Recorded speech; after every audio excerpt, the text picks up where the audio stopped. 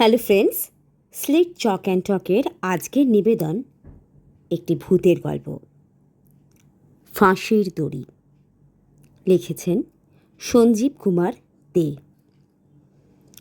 ভয়ালো দর্শন বিরাট দড়িটা, অন্ধকারের মতো নিকষ কালো রং, দৈর্ঘ্য আর পরিধি মিলিয়ে যেন এক ভয়ঙ্কর কেউটে, যেন ছোবল মারতে উদ্যত প্রতিপক্ষের চোখে মুখে।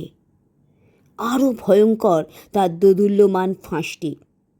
মনে হলো এক্ষুনি বুঝি সেটা চেপে বসবে আমার গলায়। আতঙ্কে চিৎকার করে উঠলাম, এটাকে আমার মুখের সামনে থেকে সরিয়ে নাও কাকামণি, এক্ষুনি।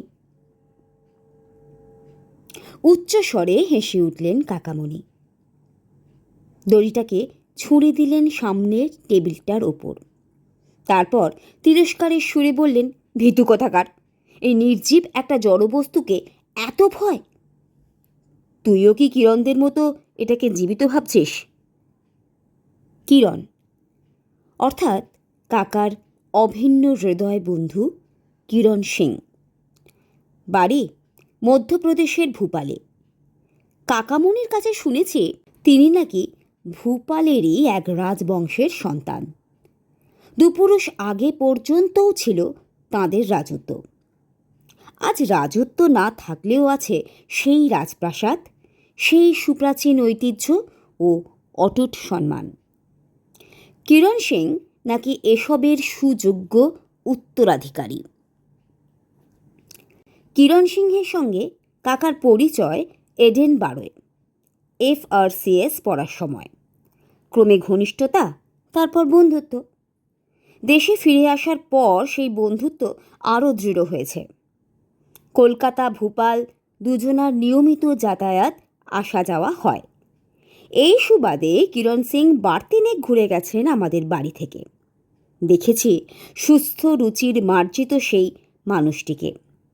পরিচয় পেয়েছি তার অসাধারণ ব্যক্তিত্বের। সেই কিরণ সিংহের বাড়ি দিন সাতেক কাটিয়ে আজ সকালেই ফিরে এসেছেন কাকামণি। এসেই তলব পাঠিয়েছিলেন আমাকে তার লাইব্রেরি ঘরে, আর হাজির হওয়া মাত্র তার চামড়ার ব্যাগটি খুলে বের করে এনেছিলেন এই ফাঁসির দড়িটি। সঙ্গে আরও যেটি বের করে এনেছিলেন সেটি ফ্যাকাশে লাল রঙা এক কাপড়ের মোড়ক।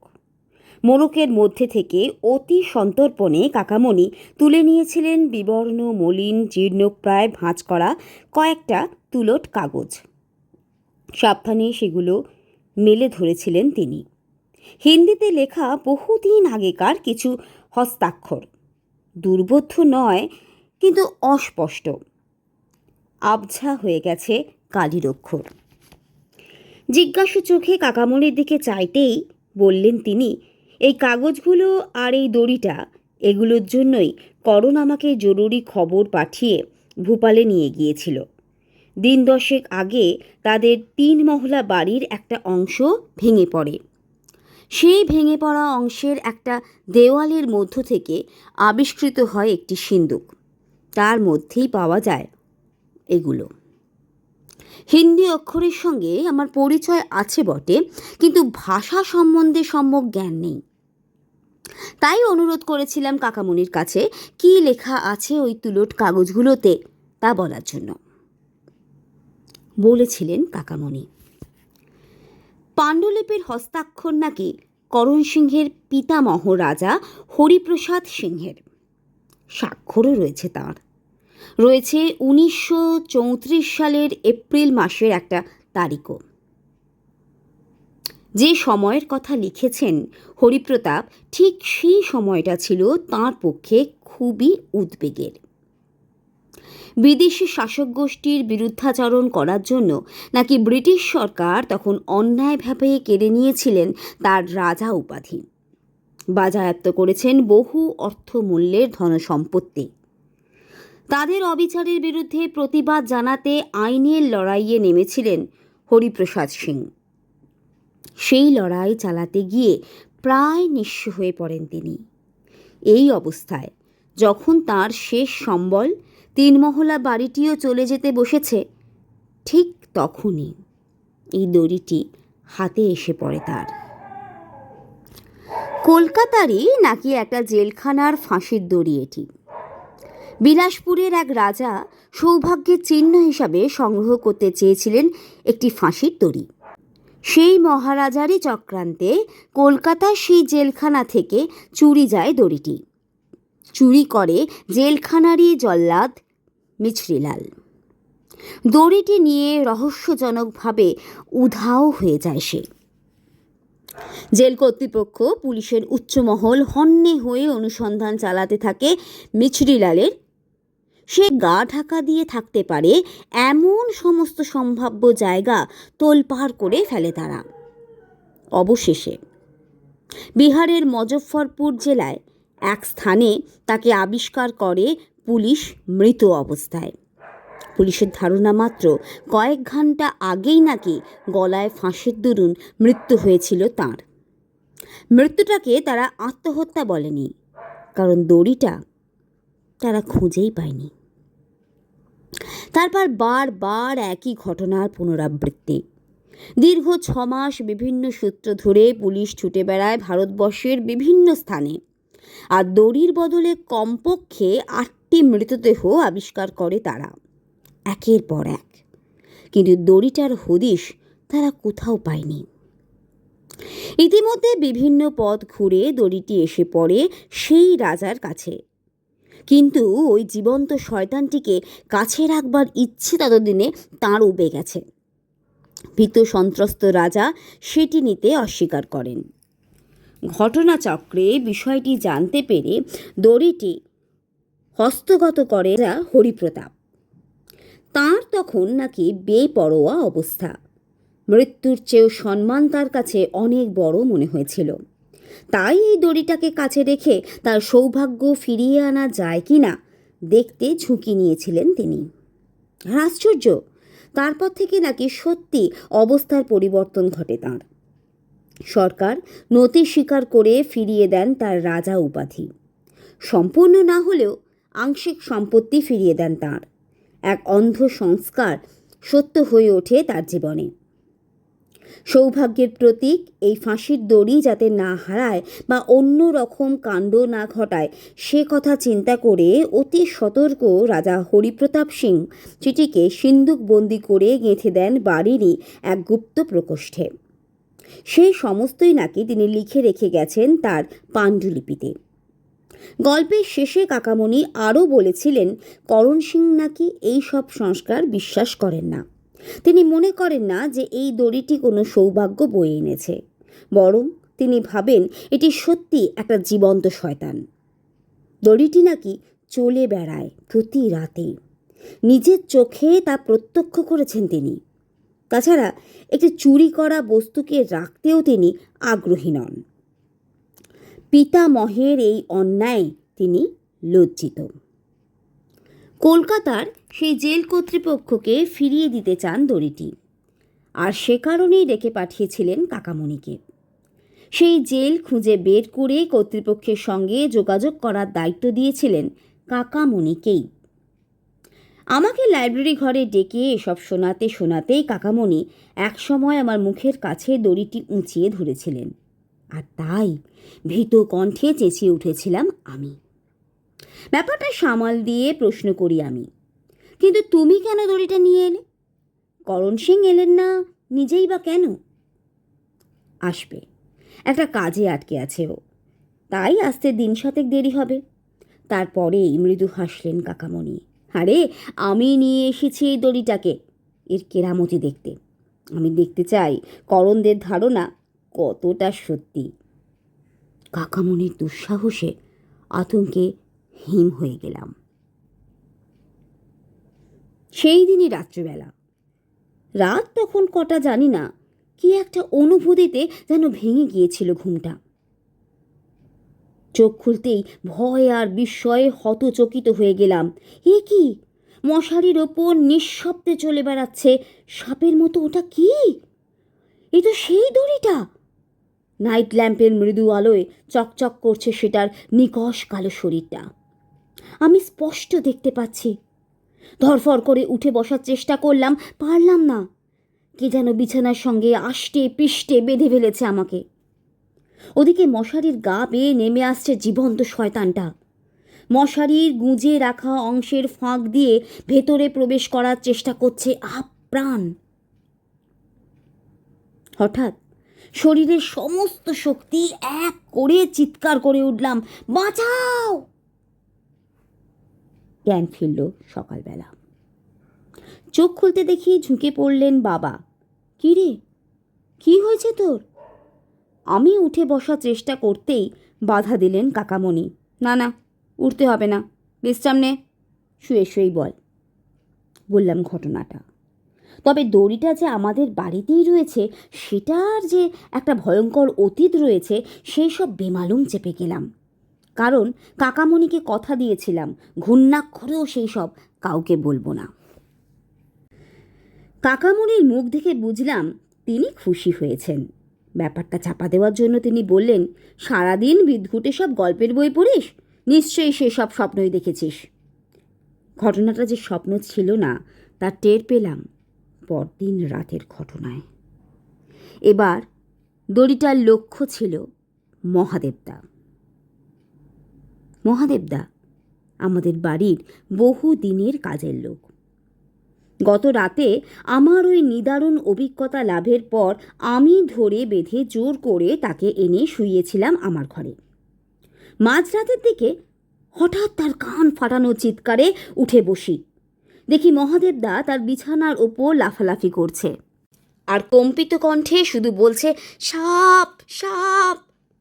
দু হাতে বেড সুইচ টিপে আলো জ্বালতেই বিস্ফোরিত চোখে দেখলাম সর্পিল গতিতে দেওয়াল বেয়ে উঠে ভেন্টিলেটরের মধ্য দিয়ে বেরিয়ে যাচ্ছে জীবন্ত শয়তানটা।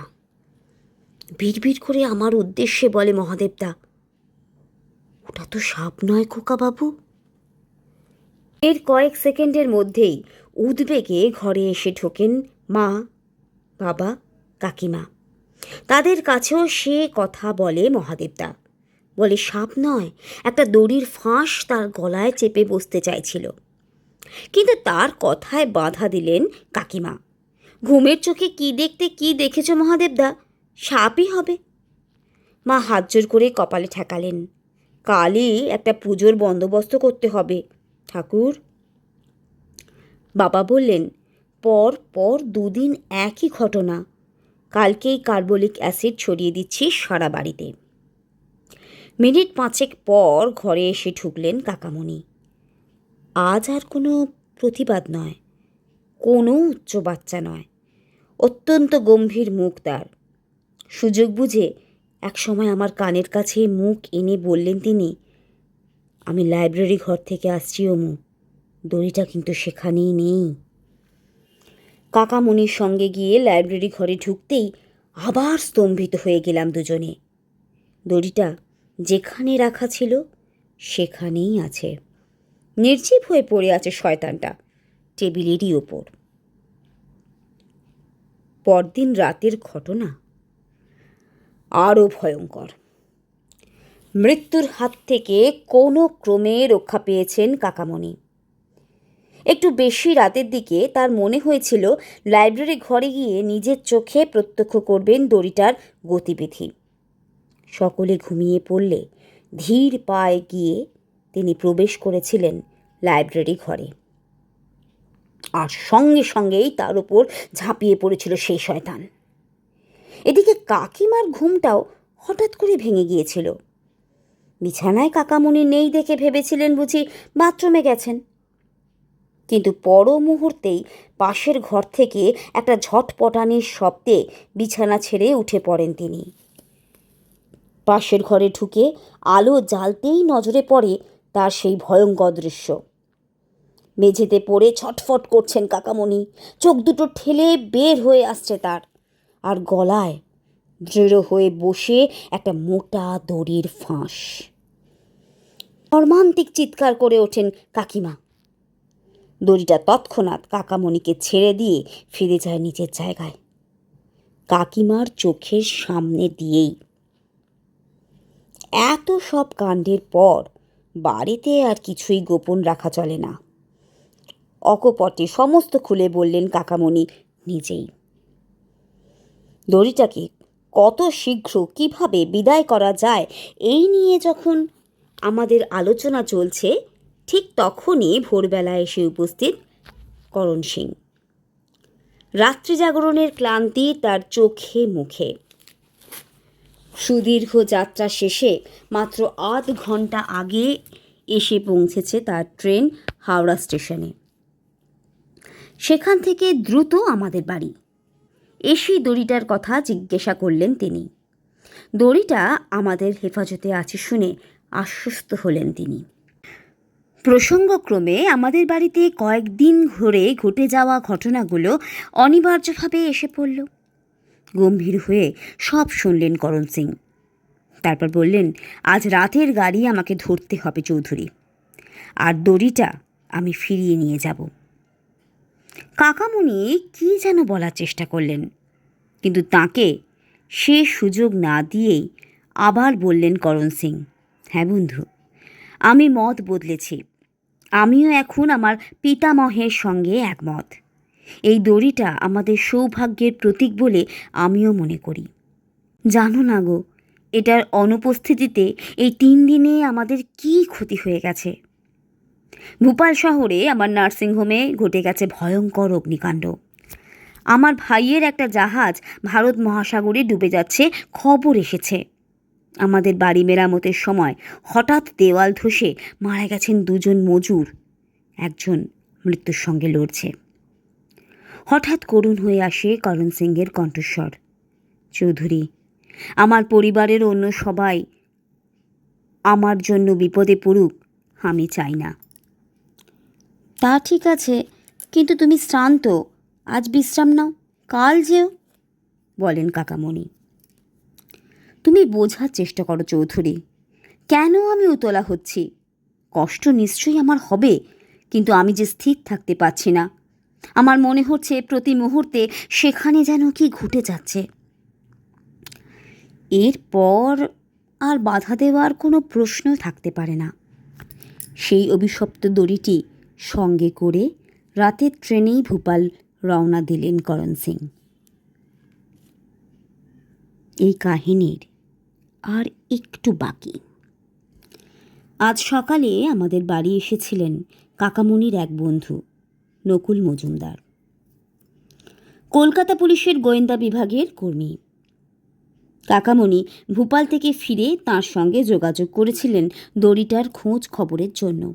তিনি জানিয়ে গেছেন, শুধু কলকাতা নয়, পশ্চিমবঙ্গের কোনো জেল থেকে ফাঁসির দড়ি চুরির ঘটনার কোনো নজির নেই। আর বিকেলে, এই কিছুক্ষণ আগে, মধ্যপ্রদেশের ভোপাল থেকে এসেছে এক মর্মান্তিক সংবাদ।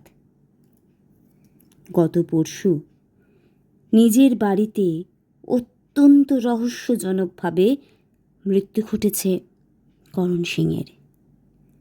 তার গলায় পাওয়া গেছে ফাঁসির চিহ্ন, কিন্তু দড়িটাকে কোথাও পাওয়া যায়নি।